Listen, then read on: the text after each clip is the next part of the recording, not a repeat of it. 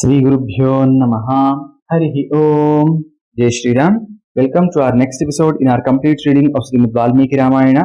In the previous episode, we saw how Sri Ramachandra ordered that Sugriva should proceed with his Rajyabhisheka. He also made very clear that he would not be stepping into Kishkinha or any village because he had to do the Vanavasa for 14 years, and when he meant Vanavasa, he would not step into any town, any village. He made very clear Sugriva accepts it. Sri Ramachandra also orders Sugriva that Angada should be made the crown prince, to which Sugriva agrees. The Vanaras, the Purohitas, all of them, they go and they do the Sugriva's Rajyabhisheka in a very nice manner. Sri Ramachandra tells Sugriva that he can relax for 4 months now because the rainy season has started. It would run from Ashadha, Shravana, Bhadrapada and Asveja months. So he says, come back when Saradratu is there, when Kartika is there, so that we can start the search for Sitama. Sugriva accepts this, he goes back, and now he is very happy. He has got his wife and kingdom after a very long time. He also takes Tara with him because in Vanaras, the custom is that if a woman who has lost her husband, if she wishes, she can remarry, and that's how she remarries Sugriva. So Sugriva is right now very happy in Kishkindha. Now Sri Ramachandra is on the mountain top outside Kishkindha, and he is talking to Lakshmana. Now, while all this is happening, you might get one doubt here. At the start of Srimad Ramayana in Balakanda, we got to know that all these Vanaras were created by Devatas with their amshas, right? Then, when everyone was born to help Sri Ramachandra, why was Vali born? What was the intention behind Vali being born? The lesson for all of us from Vali's life is Vali is an extraordinary person. He is well read,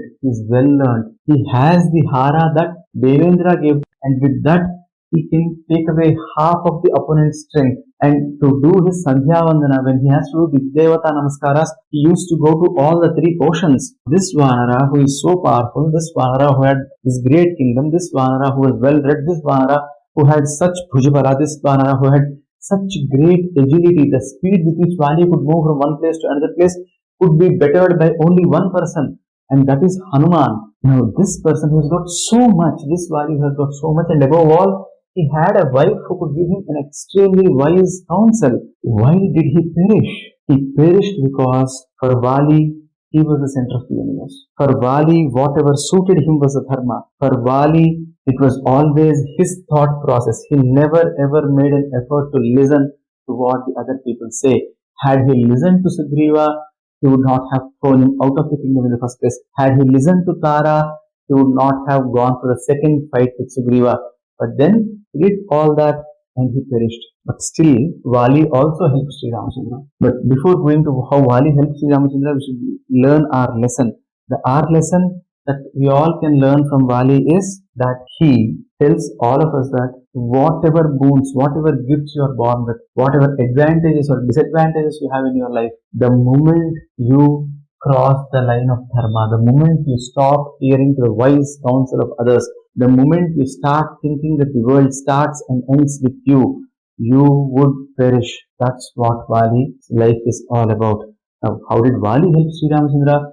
Vali killed a number of Rakshasas. He killed Mayavi, he killed Dundubi, he killed many other Rakshasas. Now, just imagine what would have happened if these Rakshasas were alive till the Rama Ravana Sangrama, and if they take shelter under Ravana and they start attacking Sri Ramachandra and Vanara Senas, then Sri Ramachandra's job would have become more tougher had all these people been alive till then. So Vali, because he was into fighting, his fondness for fighting also helped Sri Ramachandra in a way where the Rakshasas who were very very strong, very very mighty, who could have prolonged the Rama Ravana Yuddha. Ultimately they would have perished, but they could have prolonged the Rama Ravana Yuddha. All of them who died in that fight with Vali. So that way Vali helped Sri Ramachandra also, and he left all of us with some great lessons. Now let's get back to where we are. So we know that Sri Ramachandra is in the mountains near Kishkindha, and see how Sri Ramachandra is talking. The mountain on which Sri Ramachandra is staying is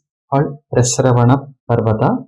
In that there is a huge guha where Sri Ramachandra was being protected from the harsh climate, because you are on a mountain during rainy season, the climate is obviously harsh, but this cave, this guha on the mountain, it is wide enough for them to stay, and a part of the guha is into the mountain, deep into the mountain. It's big, so that is giving some natural protection against the winds, and also that's where they are staying right now. And here Sri Ramachandra describes the beauty of the rainy season. See, any person who has got a great heart, all of them would love rain, right? I mean, it's very hard to find people who don't love rain, who don't love mountains, who don't love Mother Nature. You need a heart of a stone to not do all this. But Sri Ramachandra, being Sri Ramachandra, he's very, very happy at the rainy season, and he is now saying, "Oh Lakshmana, look at the rainy season," and he describes the rainy season and the mountain, the beauty and all in two sardas. I'm not going through every shloka, I'm only picking a few slokas which were picked up by great people like Jagannatha Koteshwar Rao Garu also before. So I'm just going through those important slokas here. Sri Ramachandra is saying, Balendra Gopantara Chitritena Vidhati Bhumir Nasavadvalena Gatanu Sukaprabhena Nariva Lakokshita Kambalena. Oh, Lakshmana, just have a look at this beautiful Mother Nature around us. Because it rains, it has been raining for quite some time. We are seeing that new plants have come out of the soil here. A lot of grass has grown. Wherever you see, it's as if the earth is wearing a green sari. Everywhere it is green. And somewhere in the middle, we are seeing small insects that are crawling. It is wonderful. As such, the earth is looking as if she has worn a green saree with some red design, because these insects are looking red in color. And then Vahanti Varshanti Nadanti Bhanti Dhyayanti Nrityanti Samasvasanti Sadyoghana Matta Gajavanantaha Priyavihina Sikhina Lavangaha. See, this is a wonderful shloka.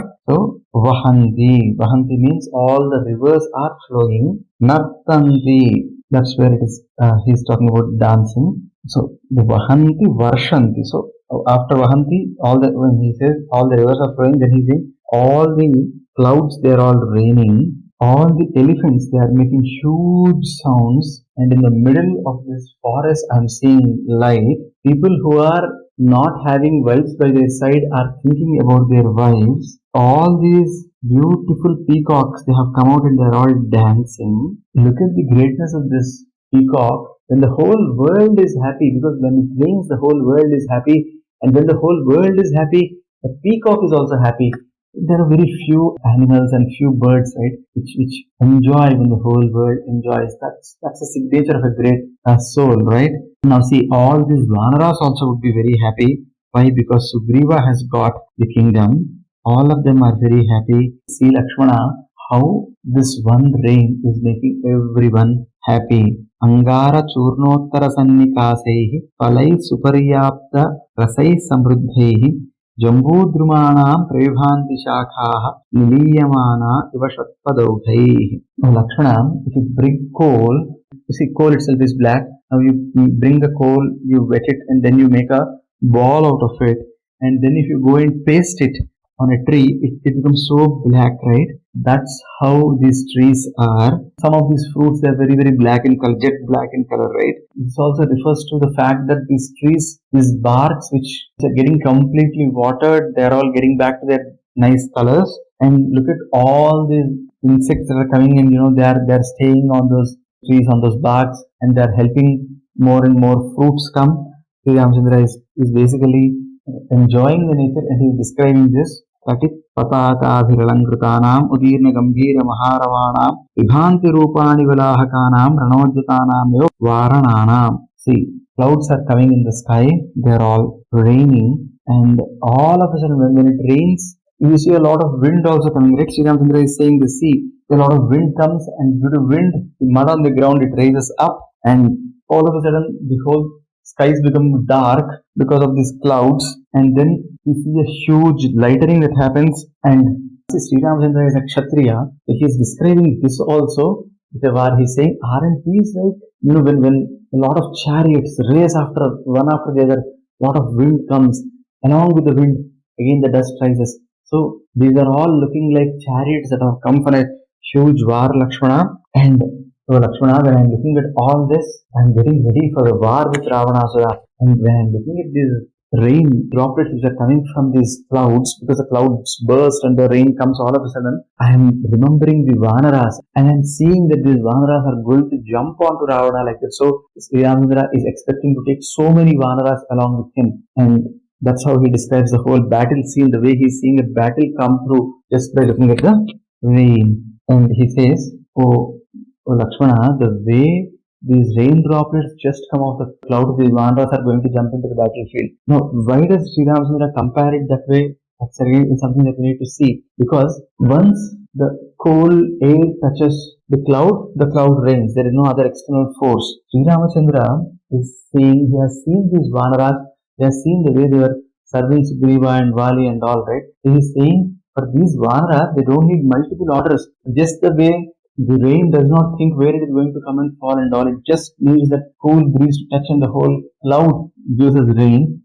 Similarly, one order of Sugriva's Vandas are going to jump into the battlefield. Oh Lakshmana, look at their love for me. And Sri Ramachandra is now thinking about all these Vanaras who might fight for him. And this is why you would see that Sri Ramachandra would try for a truce for a long time. That's because he does not want these Vanaras to just jump into the battlefield. Look at the love that Sri Ramachandra has for these Vanaras who are going to fight for him and the way he wants to help them and save them. While Sri Ramachandra is like this, he also describes about a lot of other things in this Varsha Ritu and all, but let us quickly move to the part where the Varsha Ritu ends and the Sharat Ritu starts. As we can't read every shloka, we're just moving on to the next part. Now, what is happening with Sugriva? How is Sugriva there? And what is Swami Hanuma doing? All that we have to see now. And that we will be seeing in our next episode. Sarve bhavantu sukhinah, sarve santu niramayaha, sarve bhadrani pasyantu, ma kaschid dukkha bhag bhavet. Sarvam siddhi sai Swami Charanarvindar Pramasti. Swasti. Jai Shri Ram.